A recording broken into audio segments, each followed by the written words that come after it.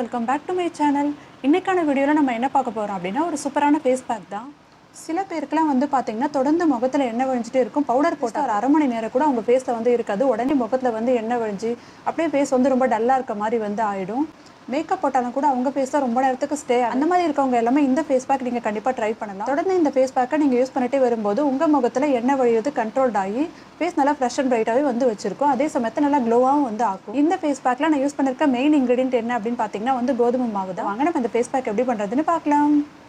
First ஒரு பவுல் எடுத்துக்கோங்க. இதில் ஒரு ஸ்பூன் அளவுக்கு நம்ம கோதுமை மாவு எடுத்துக்கலாம். கோதுமை மாவு வந்து பார்த்திங்கன்னா முகத்தை நல்லா க்ளோ ஆகும். இதை பாலோடு சேர்த்து ஒரு ஃபேஸ் பேக்காக போடும்போது முகத்தில் எண்ணெய் வழிகிறதையும் சுத்தமாக வந்து கண்ட்ரோல் பண்ணிவிடும். இப்போ இது கூட நான் ஒரு ஸ்பூன் அளவுக்கு வந்து ரோஸ் வாட்டர் வந்து சேர்த்துக்கிறேன். அடுத்ததாக இதில் காய்ச்சாத பால் 2 ஸ்பூன் அளவுக்கு சேர்த்து நல்லா மிக்ஸ் பண்ணிக்க போகிறேன்.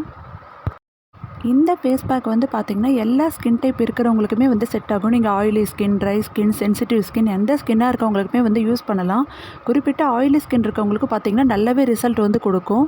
நான் வந்து இந்த ஃபேஸ் பேக்கை 2 வீக்காக யூஸ் பண்ணிகிட்ருக்கேன்.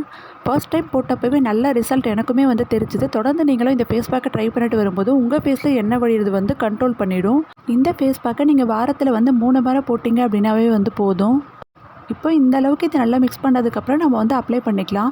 எந்த ஃபேஸ் பேக் போடுறதா இருந்தாலும் முதல்ல ஃபேஸை நல்லா வாஷ் பண்ணிவிட்டு அதுக்கப்புறமா வந்து அப்ளை பண்ணுங்கள்.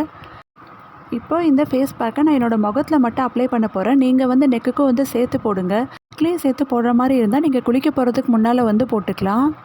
நார்மலாக நம்ம இருக்கும்போது நெக்கில் போட்டோம் அப்படின்னா வாஷ் பண்ணும்போது ட்ரெஸ்ஸுமே வந்து சேர்ந்து நனைஞ்சிரும். அதனால தான் குளிக்க போகிறதுக்கு முன்னால் போட்டிங்கன்னா உங்களுக்கு வந்து நல்லாயிருக்கும்.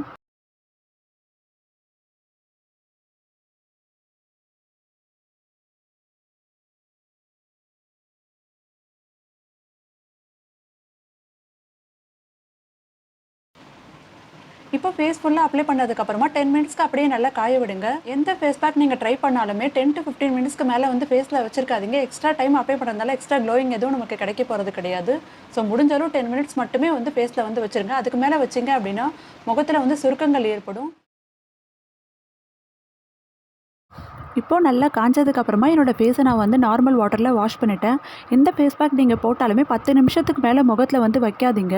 அளவுக்கு அதிகமான நேரம் அதை நீங்கள் முகத்தில் வைக்கும்போது முகத்தில் சுருக்கங்கள் ஏற்படுறதுக்கான வாய்ப்புகள் இருக்குது. அதனால் எப்போவுமே 10லேருந்து 15 நிமிஷத்துக்குள்ளே வச்சுருந்து உடனே வந்து வாஷ் பண்ணிவிடுங்க.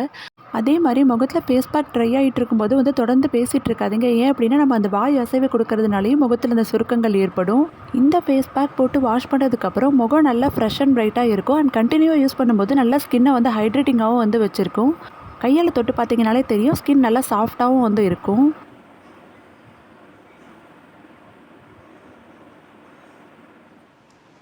இந்த வீடியோ உங்களுக்கு பிடிச்சிருந்தா லைக் பண்ணுங்கள், ஷேர் பண்ணுங்கள். வீடியோ சம்மந்தமான உங்கள் கருத்துக்களையும் மறக்காமல் கமெண்ட்ஸை சொல்லுங்கள். இதே போல் இன்னொரு சூப்பரான இன்ட்ரெஸ்டிங்கான வீடியோவில் உங்களை மீட் பண்ணுறேன். பாய்.